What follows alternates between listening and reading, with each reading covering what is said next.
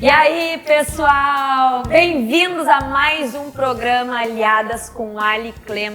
Mais um sábado gostoso e nós aqui juntinhos para debater um assunto que é o assunto da hora, do momento, não poderia ser mais contemporâneo. Padrões de beleza, devemos quebrá-los? Então, fica aí a pergunta, a gente vai inspirar vocês a pensar sobre isso. Estamos aqui com a Monique Machado, psicóloga, CEO do projeto Afrolecer. Muito lindo, depois vai contar um pouquinho mais para nós, sem dúvida nenhuma. Vanessa Muskopf, falei certinho? Certíssimo. Que é jornalista e ex-blogueira. O que significa ser ex-blogueira? E o César Augusto, cabeleireiro, empresário, visagista e que é mais mesmo? Criador do método da harmonia da beleza e amigo da Ali e aliado de todas as mulheres. O cabeleireiro é sempre aliado das mulheres, né, César? É um pré-requisito, né? Pois é, já que a gente vai falar de padrões de beleza, e inclusive por isso que o nosso primeiro aliado a sentar neste cenário das aliadas o que é a beleza, afinal? Porque para a gente pensar em desconstruir esse conceito, a gente precisa entender o que é o conceito. Existe duas formas que a gente precisa dividir imediatamente, né? O agradável pode ser belo para ti, pode não ser belo para mim. Então, há coisas que são agradáveis e a gente pode buscar o agradável, né? A beleza, ela tá mais na essência, ela é muito maior, né? Ela é muito mais na soma, né? Ela sobe a isso. E essa aparência, que é o que a gente pode ser agradável, tem alguns valores, que são verdade, bondade, saúde, tudo que a gente vê que é bom, é saudável e é verdadeiro, ele me parece, ele se torna agradável a mim e pode me parecer belo. Né? Sim, não, e aí a gente já vê que são três conceitos muito diferentes do que a gente enquadra como padrões do belo, que acho que eles também se modificam muito ao longo da história. Isso seria o conceito daquilo que o olho humano considera agradável. Sim. E aí o belo são padrões criados pelo homem, às vezes utilizando esses valores, e que aí a gente vai estar aqui para a gente discutir. Olha, mas esse padrão, ele parece belo para ti, mas ele nem um pouco é saudável para a humanidade. E como então ele é belo? Aí a gente vai começar a ter... E culturalmente vai mudando, né? Ao longo do tempo a gente vai vendo algumas mudanças muito características, assim, tipo, Idade Média, ser belo era ser extremamente branco, as mulheres não podiam pegar sol, né? Então vem esse padrão eurocêntrico, assim, daí, né? A beleza, enfim, vai mudando. Hoje tem que ser bronzeado, fitness, né? Antigamente também as mulheres pintadas, né? Eram as mais gordinhas, assim, tinha uma barriguinha. Então tudo isso vai mudando muito. Porque eram as bem alimentadas, tinham acesso as a formas de Madonna, né? Que eram formas carinhosas de que só poderiam cuidar dos filhos, né? Da prole. Então a visão das Madonas de Botticelli, né? Elas são todas, né? Rechonchudinhas. Exatamente, purinhas, né? E realmente aconchegantes. Isso era um padrão que agradava, né? Era agradável aos padrões do momento. Naquele né? momento. Mas é interessante porque, assim, dentro dessa segmentação da beleza, o que a gente via muito historicamente é enquadrar o que é belo de acordo muito a classes sociais, né? Também. A posição da pessoa na sociedade. E o que nós vemos hoje é exatamente a tentativa dessa desconstrução. Acho que nunca se viveu em um momento em que a diversidade e o individual é tão valorizado. Eu sou belo porque eu sou único. E penso, Monique, aí entra muito esse teu projeto. As mulheres negras vêm com essa força agora, mostrando toda essa beleza, né? Toda essa sua particularidade que ficou aí à sombra há muito tempo. Exatamente, complementando, né, essa questão histórica, essa questão de hierarquias, de castras, né, que na verdade, quando era padrão de beleza, era dividido por castras, e infelizmente a população negra não fazia parte desse processo. Né? Então, quando a gente consegue observar a militância, né, o movimento negro, o ativismo, se movimentando para a gente começar a ocupar espaços e falar que a gente também é bonito, que a gente existe, automaticamente acontece isso, a diversidade real. Né? Porque a diversidade real é falar de corpos, cores, cabelos, traços, né? E infelizmente, muitas vezes a gente não é incluído nesse processo. quando eu criei o Aflorescer juntamente com Amigas Negras, foi muito nesse intuito para a gente estar na sociedade, estar nas mídias e as pessoas nos enxergarem, porque é o processo de identificação que a gente trabalha também, que infelizmente não faz parte do padrão de beleza.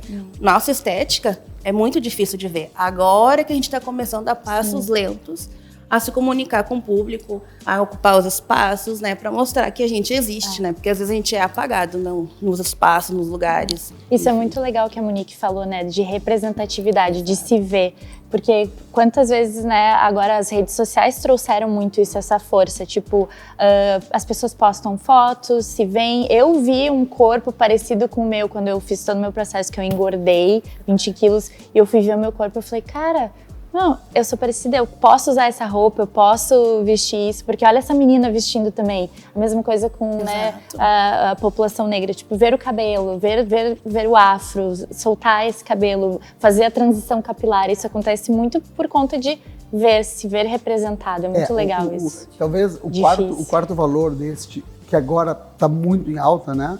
Seria o direito, né? Então, o direito de se ver, o direito de nós, em salões de beleza, por muitos anos, tá? Por muitos anos, eu posso falar que com todo a gente foi muito pré-conceituoso com o cabelo afro. Tá? O cabelo afro tinha um nome chamado assim, é cabelo difícil. Cabelo afro, cabelo difícil. Eu hoje, as minhas clientes, elas dizem assim, mas tu vai secar? Sim, eu vou secar. Eu sou cabeleireiro, porque na verdade não é cabelo difícil, eu não sei fazer. Né? A insegurança da mulher negra no salão é que o cabeleireiro não sabe fazer o cabelo dela. Então, porque a gente, por outro lado, diz assim, é difícil. Porque é difícil pra ti. Pra mim, que não sei, que não estudei, mas eu sou cabeleireiro.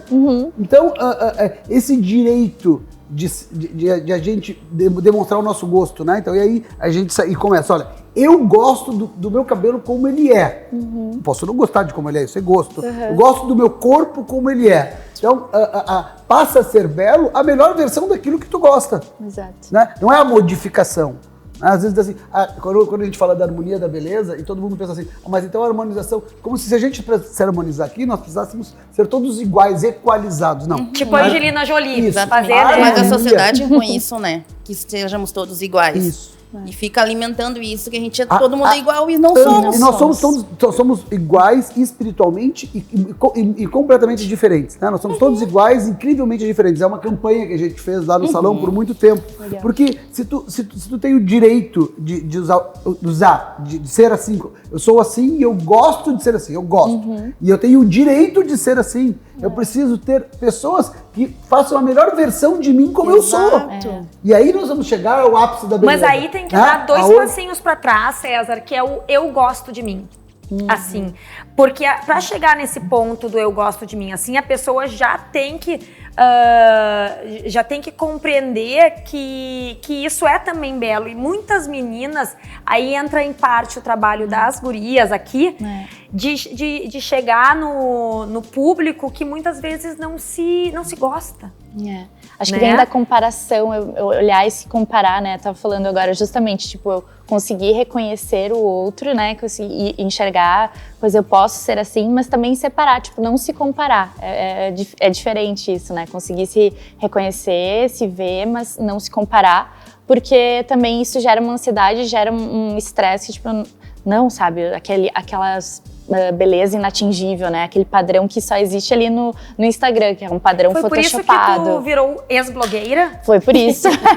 Parte do meu autoconhecimento veio justamente desse autoconhecimento, assim. Que eu era blogueira fitness e tal, tava ali, foi um auge, assim, do Instagram ali por volta de 2013, 2012, quando começou aquele boom que era o das musas fitness. Fiz o Instagram, tá voltando, perigoso. E aí fiz o blog, eu tinha ido pra São Paulo, morava em São Paulo, engordei. E aí então, sempre fui muito, né, enfim, minha família sempre ligadas a padrões de beleza, tem que estar magra, tem que estar isso, tem que estar aquilo, tem que estar direitinho, tem que. E não era uma coisa que eu sentia como uma verdade, mas eu fazia, instintivamente. E aí engordei, então eu falei, tenho que emagrecer. Só que daí eu pensei, por quê? Tipo, por que eu tenho que emagrecer? Tipo, aí em vez de ir pra uma nutricionista, eu fui pra terapia. E daí na terapia eu descobri que eu não tinha e que eu podia me gostar daquela forma que eu tava, enfim, me relacionar diferente com a alimentação, me relacionar diferente com a minha beleza, enfim. E foi um processo de descoberta e eu falei, não quero mais fazer parte dessa roda. Dessa doideira. Eu acho que isso é uma coisa muito, muito interessante, e isso acontece muito na nossa cadeira, né? Então, colocando, que é a hereditariedade desses preconceitos, né? Então a gente é criado com padrões, né? A mãe chega e diz, filha, alisa o cabelo, tá muito... Né? E hoje, sinceramente, hoje eu pego as crianças, nós falamos muito perto de várias escolas, eu digo assim, ela quer ser como ela quer. Exato. Ela não é o liso ou o crespo, ela precisa... E as adolescentes, elas saem encantadas, elas estão bem mais evoluídas, elas saem encantadas quando elas se veem no direito, no direito de ser aquilo que elas são. Hoje o cabelo, pra vocês terem uma noção do cabelo crespo, tá? E aí tu vem o preconceito do preconceito do preconceito. Então primeiro tu queria escovar ele liso. Depois tá bom, então a gente vai encaixar ele com um babyliss. Não, então a gente vai secar ele com um difusor. Então a gente vai tirar o frizz. Mas quem disse que eu quero tirar o frizz? Deixa. Tu entende? Que tu vai. Enquanto tu não impor um padrão naquele processo, é como se tu não fizesse parte. Não, e olha que cabelo sensacional, parece uma coroa, a pessoa é uma rainha naturalmente. Olha, eu saí me achando hoje. Mas isso vem muito, né, como tu disse, vem da família dizer assim, olha, tá ficando gordinha, olha, teu cabelo, arruma teu cabelo é feio assim. Sim. Mas da onde tá, né, esse conceito que, onde tem é que é o meu gosto? Tem estudos que mostram que os transtornos alimentares começam na infância, justamente de observar, assim, a relação da mãe com o seu próprio corpo, assim, a relação da família, né, minha avó tinha muito isso, eu fui criada pela minha avó muito vaidosa, tipo, nossa, imagina. Então eu não podia, eu tenho que sair, eu tenho que botar um batonzinho. Então aqui estou com o meu batonzinho representando minha avó. Sim, a ideia é vai sair sem o batonzinho. Imagina. A feminilidade, né? A feminilidade. É que, claro, a gente cobrado. também não pode nem tanto ao mar, nem tanto à terra, porque buscar a melhor versão de si também é um resgate constante de autoestima e autoconfiança. A questão é necessitar recorrer a padrões que talvez não façam nenhum sentido para si. Sim. Aí, Monique, eu te pergunto, como é que tu percebe as mulheres que estão nesse teu projeto, como é que elas respondem a esse tipo de percepção? Eu vejo bastante mulheres negras com questões de saúde mental, né? É importante que vocês saibam disso e compartilhar com vocês, porque infelizmente o padrão é tão pesado, o atravessamento é tão pesado dessa questão do se embranquecer, porque a gente pode alisar o cabelo, a gente pode perder peso, mas a gente não pode mudar a nossa cor, né? Então o fato de sermos mulheres negras, pessoas negras, ainda é um fator que determina um padrão de beleza também, que é difícil de desconstruir, das pessoas entenderem e nos verem bonitos, né? Então, é uma frustração, dependendo de quando a gente atende a pessoa tentar chegar num padrão e entender que a cor dela não é o padrão e ela pode lutar a vida inteira dela e não conseguir chegar. E aí o projeto entra muito nessa desconstrução de aceitação, de entender que nós, pessoas negras, somos bonitas, né? Somos desejáveis, somos sexuais, porque também somos desejadas, né? Porque às vezes a gente também se percebe como não desejada, né? E isso é pela representatividade. Imagina, quando a gente é criança, quais são as princesas? As princesas são loiras, né? São morenas, são magras, sempre tem um homem para salvar essas princesas. É isso que é ensinado para as crianças, né? Então eu vejo que a mídia, porque por mais que a gente seja famílias afrocentradas, no sentido que tenha consciência, o ambiente também tem que ajudar. Então não adianta eu estimular minha filha, por exemplo, e chegar na escola, a professora amarrar o cabelo dela, porque o cabelo dela é difícil. Sim, é verdade. Né? E falar que eu tenho que amarrar porque pode pegar piolho, porque já aconteceu isso no consultório, sendo que as outras crianças de cabelo liso não tiveram cabelo amarrado, mas a criança negra de cabelo crespo foi amarrada porque poderia pegar piolho. E como é que você resolveu essa história? A gente fala com a escola. A gente resolveu essa história. A gente fala nas escolas, né? A gente faz todo esse movimento muito na questão da afetividade, do acolhimento, né? Esse atravessamento, acho que da fala sensível ajuda bastante também pra gente conseguir se comunicar. Mas é difícil, né? A gente fica com raiva. Eu, como terapeuta, fico com raiva porque várias vezes as pessoas não me enxergam como psicóloga. Vários ambientes as pessoas me olharam assim, tu é psicóloga? Sim. Então tem que validar. E a minha validação é sempre andar bem arrumada. Porque se eu for em qualquer espaço, por exemplo, com tênis, aquele tênis que a gente gosta, né? Mais simplesinho, já podem me julgar. Já pode ter um segurança me seguindo.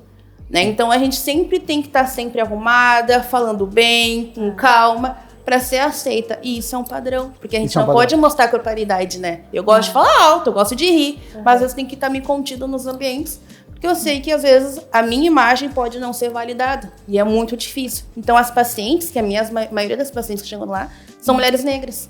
Porque elas acham que muitas vezes eu vou conseguir identificar também o processo delas. Mas é uma responsabilidade grande, né? Porque eu quero que todo mundo saiba atender todos os públicos. Eu quero que as psicólogas não negras também atendam as pacientes negras e que consigam trabalhar essas questões. Porque às vezes são questões que me afetam que eu também fico meio... Nossa, eu também já passei por isso.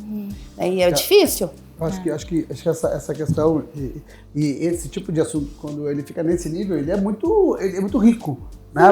Porque a gente olha, eu escuto ela dizendo assim pra mim, olha, eu acabo tendo que precisar de padrões agradáveis, né? E não de beleza, né? Porque a beleza tá em ti, e essa a gente não tá discutindo aqui, todos somos belos, diferentes e iguais ao mesmo tempo, né? Mas o que a gente tá falando ela usa padrões agradáveis e aí não são de beleza, que é para não perder beleza. Sim, de reconhecidos como imagem. Para que ela possa se proteger ou devido a uma coisa mais lá para trás. Isso acontece em várias raças, em vários lugares, tá? As pessoas acabam tendo que ceder aos padrões, não de beleza, agradáveis, para poder se inserir em algum lugar, entendeu? Ou não ser mal interpretadas. Mas é uma forma estratégica de encarar a batalha. Porque poderia, né, há várias formas de querer quebrar a parede, muitas vezes à força, muitas vezes impondo, mas também não deixa de ser uma forma estratégica de tentar o sistema tem que ser quebrado por dentro. Os padrões agradáveis e não de beleza. Beleza, ela é em si. A mulher é bela, todo ser humano é belo em si. Né? Ele pode usar estrategicamente ser agradável ou não, e aí, né? Mas jamais existe alguém mais ou menos belo, ou alguém que deixa de ser. Gente, não existe isso. Mas né? O problema não é muito problema a gente não conseguir entrar no agradável. Porque isso. quando não é agradável, as portas não se abrem. Exatamente. Então o sistema ele é tão pesado que assim, ou tu se adequa a esse padrão, né? Então assim, entra na feminilidade, por exemplo, entra com o cabelo menos armado, mais liso, tenta fazer uma harmonização, que acontece muito, porque se tu não tiver nesse padrão, a porta se fecha. Exato. Tanto é que a gente vê em vários lugares que não tem a diversidade. Exato. Né? Que é real, de corpos, de cores, de cabelo. Porque se tu não se adequa a esse padrão, a porta é fechada e é muito cruel.